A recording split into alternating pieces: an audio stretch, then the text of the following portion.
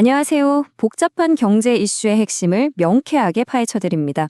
자, 오늘은 일본의 아베노믹스와 미국의 트럼프노믹스, 이 두 가지 거대한 경제 정책이 우리가 매일 쓰는 달러의 미래에 어떤 영향을 미치고 있는지 그 거대한 흐름을 한번 같이 따라가 보겠습니다.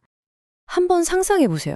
막강한 권력을 손에 쥔 대통령이 있는데 나라 빚은 그야말로 산더미처럼 쌓여 있습니다. 이럴 때 과연 어떤 탈출구를 찾을 수 있을까요?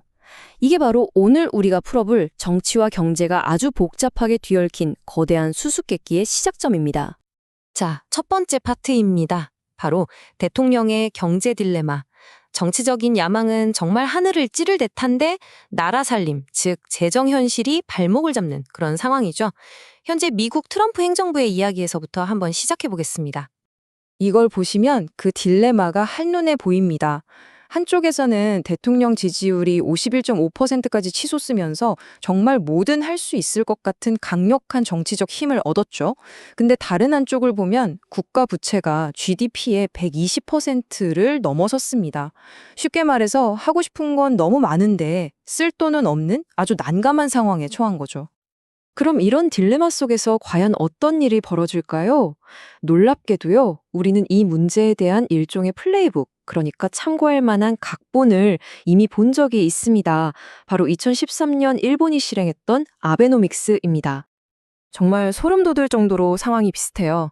2012년에 일본의 아베 총리 역시 의회 3분의 2를 장악하면서 막강한 권력을 쥐었거든요.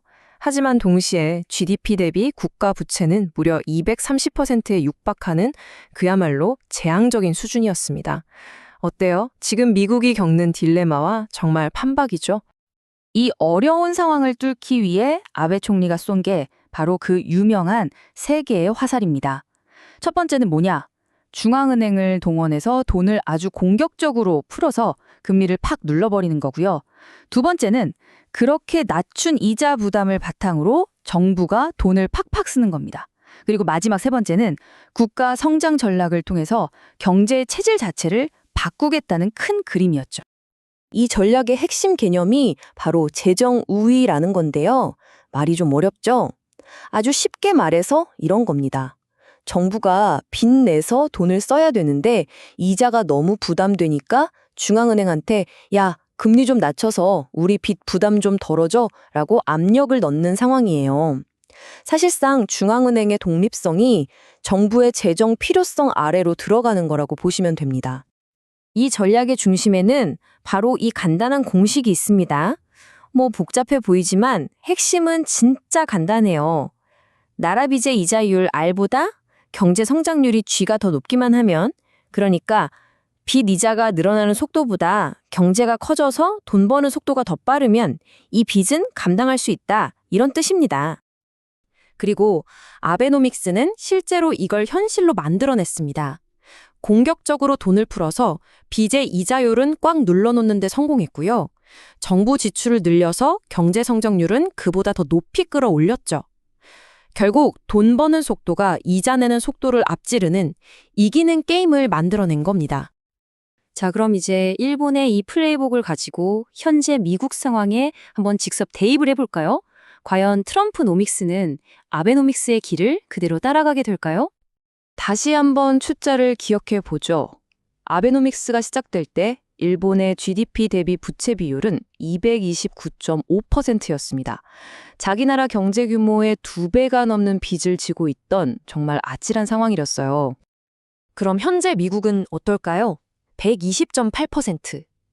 뭐 일본만큼은 아니지만 이것도 보통 심각한 수준이 아닙니다. 정상적인 재정 정책을 쓰기에는 너무나 부담스러운, 역사적으로도 아주 높은 수준의 부채죠. 그런데 진짜 흥미로운 지점은 지금부터입니다. 빚이 그렇게나 많았던 일본도요, 당시 정부가 쓰는 돈에서 이자 비용이 차지하는 비중은 5.74%에 불과했습니다. 그러니까 빚은 많아도 이자 부담은 생각보다 크지 않았다는 거죠. 자, 그런데 지금 미국을 한번 보세요.